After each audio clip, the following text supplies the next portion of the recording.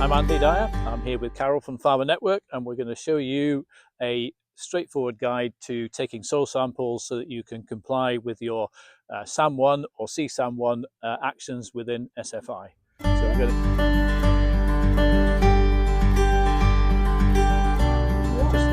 sort of go through the next stages as to how we then take what we've either put into our box here, or the bag, depending on which laboratory it's going to, and then what extra paperwork we might need to send away with that at this stage.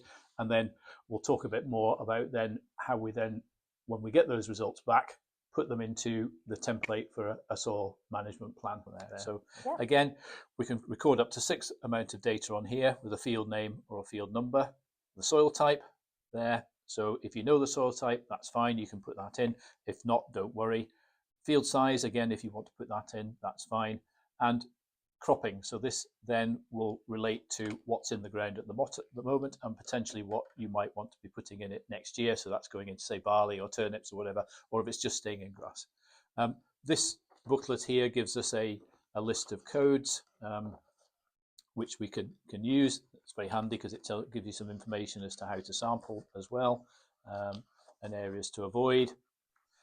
We can also request on here for additional analysis, because the basic analysis will provide us with the soil pH, the phosphorus phosphate level, the potash level, and also the magnesium level. But we need to record the fact that we're asking for organic matters on here. So again, we would just record on here simply plus OM for organic matter. And if we want a stipulation, isn't it, in our SFI? It is under SFI. Actions. So we've got to do that. And if you read the action, then DEFRA RPA might come requesting that information because they want to try and build up a sort of a database themselves as to what soil organic matters are and how soils are performing. So we are providing data for our own use, but also for potential as evidence as well for compliance with the action there. If you want to do more detailed ones in terms of trace elements, then again, you can record in here which additional trace elements you want. So in this part of the world, be selenium, copper, or cobalt, probably, with the fairly typical ones there. Obviously, the more you want back, the more it's going to cost. Standard. So send the soil samples away, post them away. Generally, laboratories take between 3 and 4 weeks to come back to you. You'd expect to have the results back. So for this, not only do we want this for compliance with the scheme, in terms of the action, because we're getting paid £6 a hectare plus £97 per agreement or whatever for putting the soil management plan together. So a useful amount of income coming into the farm there. But also what we're trying to do is assess, are these fields needing lime? Because from other talks we've done with Farmer Network there, we've stressed the benefit of lime there, and the fact that if the pH starts to drop too low, then that impacts on the availability of key nutrients there.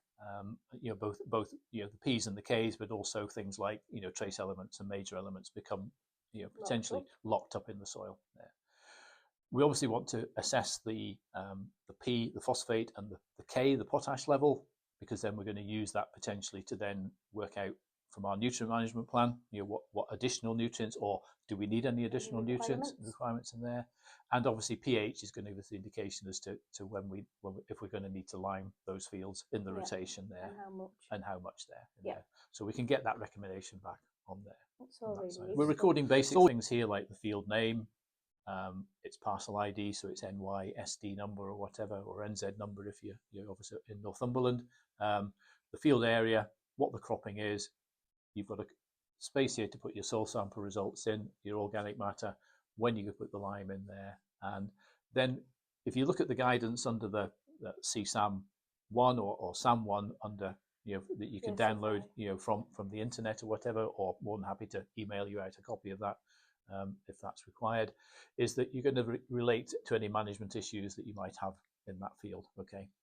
So this could be tied into your risk assessment map, which you'll have for farm assurance or from an EA inspection or whatever there, to then refer to slope on the field, proximity to water courses, any particular problems that you've got in the field, water logging or this sort of thing, to record those in to here, and then also what proposals you're going to do. So that could just be you're going to do nothing. The field's perfectly fine. You're happy with it.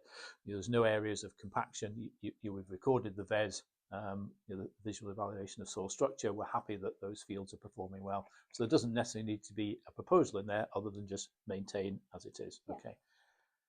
And this is all something we can all do ourselves, isn't it, Andy? It's all reasonably straightforward. It is, yep. You don't need to have, somebody who's basis or facts qualified to put this together for yourself. I say you can have this template, from myself, and then you can work away from there. And yep, something you can pull together quite easily.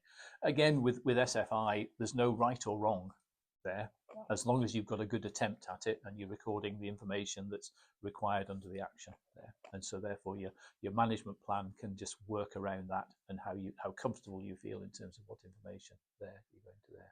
Now, these soil samples, Andy, they need to be done every 5 years. Is that right? That's correct. I mean, the farming rules for water, as they're called, came in as a statutory instrument back in 2018.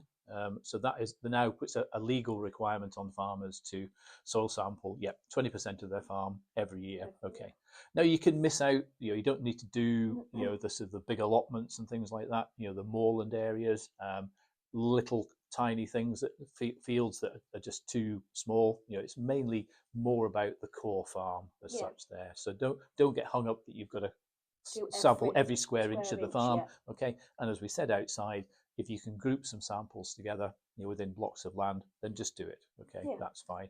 But the important thing, as you say, is set this up. You've got a year to do it. So when your agreement starts, you've got a year to put this in place, and then an annual review thereafter. Okay. We don't have to submit this anywhere, do we, Andy? It's just to keep for our own records. Is that right? You're totally right. Yeah. So we just maintain this on farm, and the action says you may get requested by the RPA to submit the evidence. Okay. Yeah.